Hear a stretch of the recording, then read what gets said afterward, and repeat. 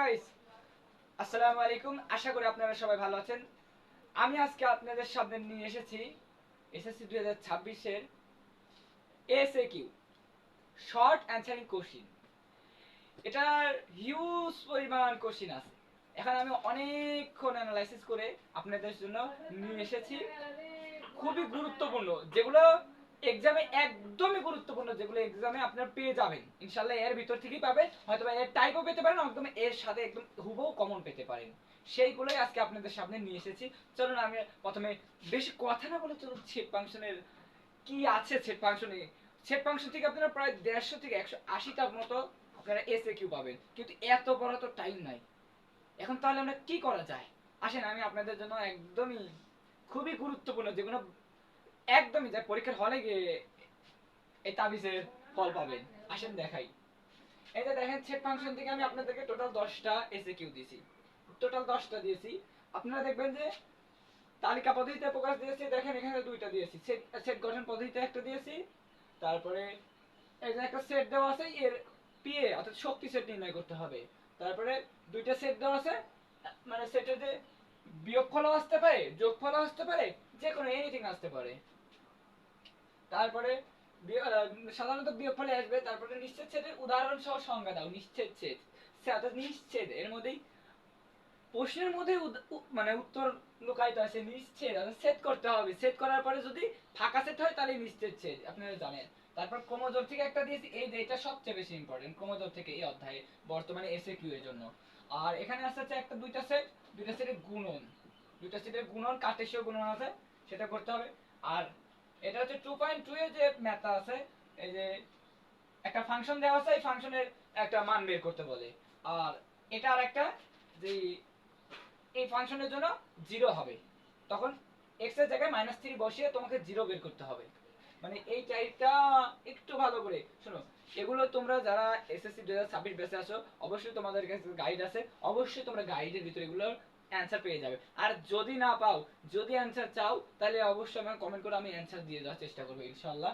আর এগুলো তোমরা অবশ্যই গাইডে পাবে, আশা করি এগুলো গাইডে পাবে। এখন আসেন বীজগণিতিক রাশিতে।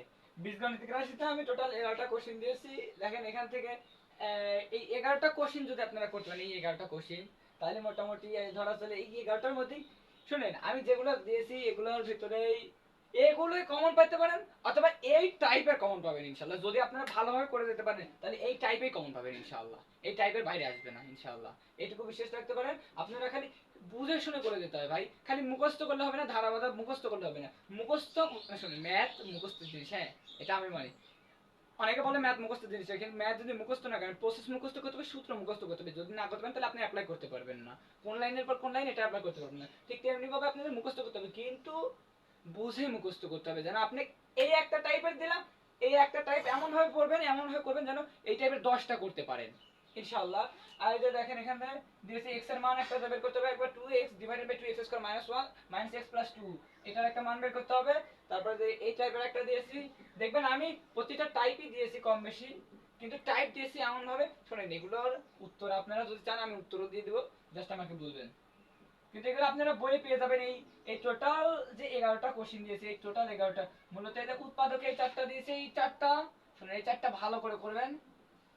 এই 4টার মধ্যেই কমন পাবেন ইনশাআল্লাহ। দেখবেন যে কয়টা বোর্ডে 4টা থেকে এসেছে, কয়টা বোর্ডে 4টা থেকে এসেছে। লাস্টলি বলতেছি এই 4টা ভালোভাবে পড়বেন, এবং যেন এমন ভাবে করবেন উৎপাদক বিশ্লেষণ যেন এগুলা হয়ে যায়, বাদ বাকিগুলো তো হয়ে যায়। আর এই যে এটা একটা করবেন, এটা একটাও খুবই ইম্পর্টেন্ট। এটা দেখলাম এটা একটাও ভালো ইম্পর্টেন্ট। আর লাস্টলি যে একটা উৎপাদকের ক্ষেত্রে, অর্থাৎ দেখাও যে উৎপাদক হয় কিনা, এইটা জাস্ট এইটুকু, এই কথা মাত্র। এই 11টা যদি আপনারা ভালোভাবে করে দিতে পারেন, এই 11টার মধ্যে ইনশাআল্লাহ কমন পাবেন। জাস্ট এই 11টা করতে হবে, বুঝে শুনে করতে হবে। ব্যবহারিক জ্যামিতির এই টোটাল এই 9টা আমি এসএকিউ দিয়েছি। এই 9টা যদি ভালোভাবে পড়তে পারো ইনশাআল্লাহ 9টা থেকে কমন পড়বে। এই 9টার ভিতরে এই 9টা টাইপেই আসবে, হয়তোবা এর ভিতর থেকে কমন পড়বে, নয় এই টাইপে আসবে, হয় এর ভিতর থেকে কমন পড়বে, নয় এই টাইপে। এই 9টাই তুমি ভালোভাবে করে যাও, এর ভিতরেই কমন পড়বে ইনশাআল্লাহ, এর ভিতরেই এই টাইপই চলে আসবে দেখবা। এই 9টা তুমি ভালোভাবে পড়ে দেবা। 1 2 3 4 5 8 9, এই 9টা একটু ভালোভাবে দেখে যাও ভাই, অনুরোধ করতেছি এই 9টা ভালোভাবে দেখে যাও। দেখবি যে পরীক্ষার হলে গিয়ে, তো পরীক্ষা যদি ভালোভাবে প্র্যাকটিস করা থাকে, যদি ভালোভাবে প্র্যাকটিস করি, তাহলে দেখবি পরীক্ষার হলে গিয়ে দেখবি যে এর ভিতরে চলে আসছে, তখন একটু মনে খুশি খুশি ভাব আসবে। তাই এগুলো ভালোভাবে অবশ্যই যাওয়ার আগে ভাই এই কয়টা দেখে যাবি। আমি একদমই শুনি ভাই, এগুলো প্রত্যেকটা চ্যাপ্টারে যদি তুই অ্যানালাইসিস করতে যাস ভাই, 180 থেকে 200টা করে এসে কিউ আছে ভাই, যা করা অসম্ভব প্রায় একজন স্টুডেন্ট দ্বারা বর্তমানে টাইমই নাই। আর আমি তোদেরকে দিতেছি 9টা 8টা 10টে এমনটা করে। তাই ভাই দয়া করে বলতেছি এগুলো অন্তত করে যাবি, এর ভিতরে চলে আসবে, বিশ্বাসটাকে এর ভিতরে চলে আসবে। এখন নিয়ে এসেছি বৃত্ত। বৃত্ততে টোটাল 11টা কোশ্চিন করলেই পানি পানি হয়ে যাবে একদম ইনশাআল্লাহ। 11টা কোশ্চিন, তোমাকে 11টা কোশ্চিন যেভাবে হোক, এই যে 11টা কোশ্চিন দিয়েছি, দেখো এখানে টোটাল 11টা কোশ্চিন দিয়েছি আমি, এই 11টা কোশ্চিন যদি তুমি করতে পারো ইনশাআল্লাহ 11টার মধ্যে সব কমন পড়ে যাবে। তোমার বৃত্ত চ্যাপ্টার যদি তোমরা খুলতে যাও প্রায় 200-র উপরে, মিনিমাম 200-র উপরে ইন এনি গাইড, 200-র উপরে তুমি এসে কি পাবা, যে কোনো গাইডে যাবা 200-র উপরে যে কি পাবা। আমি জাস্ট 11টা দিয়েছি, এই 11টা ভালোভাবে পড়বা। 11টা হয় এই টাইপে পড়বে, না এর ভিতর থেকে কমন পাবে ইনশাআল্লাহ, হয় এই টাইপে পড়বে না এর ভিতর থেকে কমন পাবা। যেভাবে হোক এই 11টা তোমরা বেশি বেশি করে পড়বা। আর আরেকটা আমি বলে দিই যে এমন একটা পড়বা যে বৃত্তস্থ কোণ কেন্দ্রস্থ কোণের অর্ধেক, এটা প্রমাণ করতে বলতে পারে। বৃত্তস্থ কোণ, এটা কি বৃত্তস্থ কোণ, দাঁড়াও লিখে দিচ্ছি আমি, এটাও আসতে পারে যে বৃত্তস্থ কোণ মানে মানে কেন্দ্রস্থ কোণের অর্ধেক। বৃত্তস্থ কোণ কেন্দ্রস্থ কোণের অর্ধেক, এইটা একটু দেখে যাবা, বইয়ে পেতে পারো, আর বইয়ে না পেলে অবশ্যই গাইডে পেবা ইনশাআল্লাহ, বা গুগলে সার্চ দিবা ইনশাআল্লাহ পেয়ে যাবে। বৃত্তস্থ কোণ কেন্দ্রস্থ কোণের অর্ধেক, এটা পেবা। আর এটা প্রমাণ করে যে বৃত্তের ব্যাসই বৃহত্তম জ্যাস, প্রমাণ করে যে বৃত্তের কেন্দ্র ও ব্যাস ভিন্ন কোন জ্যা, তারপরে জ্যা এর মধ্যবিন্দু সংযোজক রেখাংশ ওই জ্যা এর উপর লম্ব, 2 নাম্বার। আর 3 নাম্বার যে প্রমাণ করে যে অর্ধবৃত্তস্থ কোণ এক সমকোণ।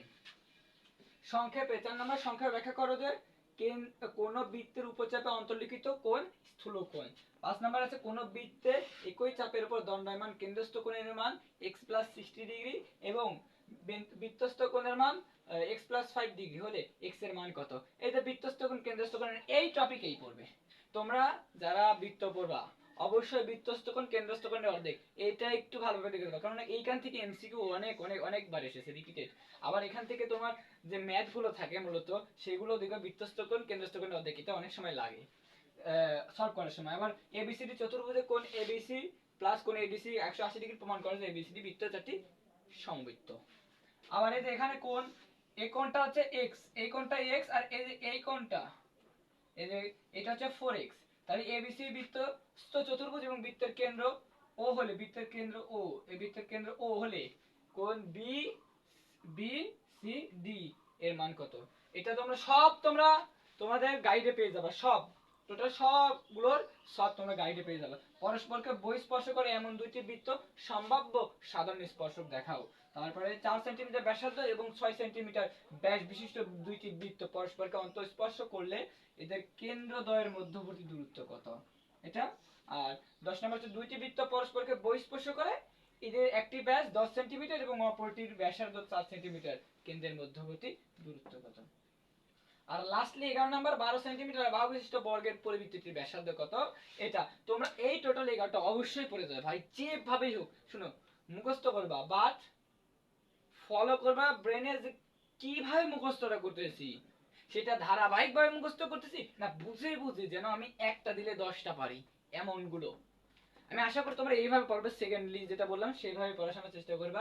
আর এগুলো এগুলো এইভাবে পড়াশোনার চেষ্টা করবা ইনশাআল্লাহ। এখন নিয়ে এসেছি ত্রিকোণমিতি। ত্রিকোণমিতিতে তোমরা ত্রিকোণমিতিতে অনেকগুলো ইয়ে আছে, এই এসএকিউ আছে, বাট ত্রিকোণমিতিতে সবচেয়ে ইম্পর্টেন্ট যেগুলো যেগুলো আছে সেগুলো হচ্ছে এই যে 14টার মধ্যে সবচেয়ে বেশি ইম্পর্টেন্ট, 14টা হচ্ছে সবচেয়ে বেশি ইম্পর্টেন্ট। এই 14টা তো করবাই, মাস্ট, এগুলো কি must needed, must needed, must needed, এগুলো করতেই হবে ভাই, এগুলো করতে হবে, 14টা ভালোভাবে করবা। যাদের বই পড়া আছে তাদের জন্য একটু বেশি বেনিফিট, কেননা তোমার ওইগুলো থেকে প্রমাণ করতে বলতে পারে, কিছু কিছু আমি তোমাদেরকে যেই সিকিউর সময় যেগুলো করতে দিতে বলে করতে দিয়েছিলাম, যে এই কয়েকটা ম্যাথ অবশ্যই বই থেকে করবে, ওই ম্যাথগুলো যদি করো তাহলেও হয়ে যাবে, তাহলে অনেকগুলো হবে। আবার এই যে এই 14টা ভালোভাবে দেখবে, এই 14টা ভালোভাবে দেখবে, এই টাইপের বা এইটা বা এই টাইপের চলে আসবে। আর এই যে 5 নাম্বারটা দেখো, জ্যামিতিক পদ্ধতিতে প্রমাণ করো যে এই যে sin square plus cos square theta সমান 1। হ্যাঁ, এই যে এটা দেখো, এই টাইপের ধরো sec square theta minus tan square theta সমান 1, এটাও প্রমাণ করতে বলতে পারে জ্যামিতিক পদ্ধতিতে। বা আরেকটা যেটা আছে, মানে এইভাবে তোমার প্রমাণ করতে বলতে পারে, এই তিনটা একই প্রমাণ, একটা পারলে তিনটা পারবা, একটা পারলে তিনটা পারবা, মানে সব দেখবা তোমরা, তোমরা সবই করেছো ভাই। যারা 2 বছর পরে অন্তত একটু হলেও তারা ত্রিকোণমিতি একটু হলেও হাত দিয়েছো, সাহস করে হোক আর ভয় হোক একটু যেহেতু দিয়েছো, ইনশাল্লাহ ওর ভিতরে পাবা, ইনশাল্লাহ এসে কেউ পারবা। আশা করি এই যদি 14টা পড়তে পারো, 14টা পড়তে পারলে ইনশাল্লাহ 14টার মধ্যে কমন পাবা ইনশাল্লাহ। আর এই যে এগুলো একটু ভালোভাবে করার চেষ্টা করবা, এগুলো তোমার সিকিউতেও আসে এই টাইপটা, সিকিউতে আসে এই টাইপটা, সিকিউ এর গয়ে আসে, এটা একটু ভালো করে করবে এই টাইপটা যেটা দিয়েছি। হ্যাঁ, মূলত এগুলাই বেশি ইম্পর্টেন্ট, যেগুলো দিয়েছি এগুলোই বেশি ইম্পর্টেন্ট। আর বই থেকে যেগুলো আছে বইয়ের মধ্যে থেকে করবে ইনশাআল্লাহ, তাহলেই হবে। বীজগাণিতিক সমানুপাত, বীজগাণিতিক সমানুপাতে মাত্র 9টা ভাই, বেশি না, মাত্র 9টা, এই যে 9টা দেখে যা ভাই, 9টা বাস, 9টা করতেই হবে, মাস্ট মাস্ট, এই 9টা জাস্ট করে যা ভাই, এই 9টার মধ্যেই কম পাবি, দেখবি এর ভিতরেই আসবে ইনশাআল্লাহ, এর ভিতরে, এর বাইরে আসবে না ভাই। এই 9টা জাস্ট, এই 9টা যেভাবেই হোক, যেভাবে হোক এই 9টা দেখবি, এই 9টার বাইরে আসবে না। এই যে একটা হচ্ছে রম্বসের কর্ণদ্বয় এত, এবং অপরটি রম্বসের অপর একটি কর্ণদ্বয় এত, রম্বসের ক্ষেত্রফলের অনুপাত নির্ণয় করো।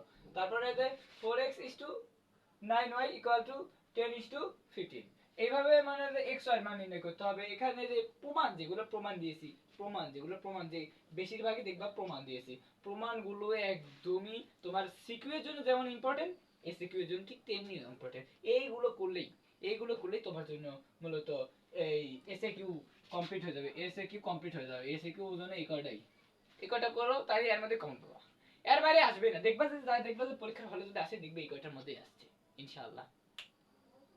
এখন নিয়ে এসেছি পরিসংখ্যান। পরিসংখ্যানে এই টোটাল 11টা যদি করতে পারো, টোটাল 11টা, এই 11টা খুবই ইম্পর্টেন্ট। যে 11টা দিয়েছি এখানে বোর্ডে, যে 11টা আছে সেই 11টা তোমরা খুব ভালোভাবে করবা, খুব ভালোভাবে এই 11টা যেভাবে হোক করার চেষ্টা করবা। তোমরা দেখবা বইয়ে, প্রত্যেকটা বই গাইডে যেগুলো গাইড আছে তোমাদের কাছে, সেই গাইডগুলোতে এগুলো সুন্দরভাবে এগুলোর মান দেওয়া, এগুলোর অ্যানসার দেওয়া আছে।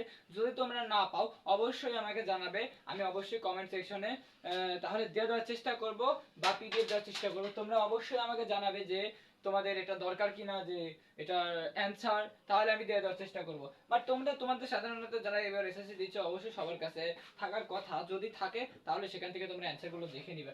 আর এই যে এখানকার যে আমি 11টা দিচ্ছি, এর বাইরে সব মানে তোমাদের যে এবার যারা 26 সালে যারা এসএসসি পরীক্ষা দিবা, তাদের জন্য সবচেয়ে মানে একদম স্বর্গে যে মানে খাবার, সেটার মতো হচ্ছে পরিসংখ্যান।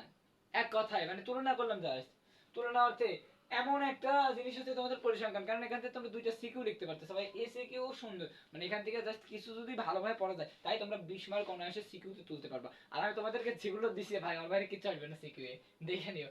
আর এই যে এখানে পরিসংখ্যানে এগুলো দিছি, এর বাইরে কিচ্ছু আসবে না, অবশ্যই এগুলো করে দেবা। আর লাস্টলি আর একটা, সেটা হচ্ছে কেন্দ্রীয় প্রবণতা বলতে কি বোঝায়।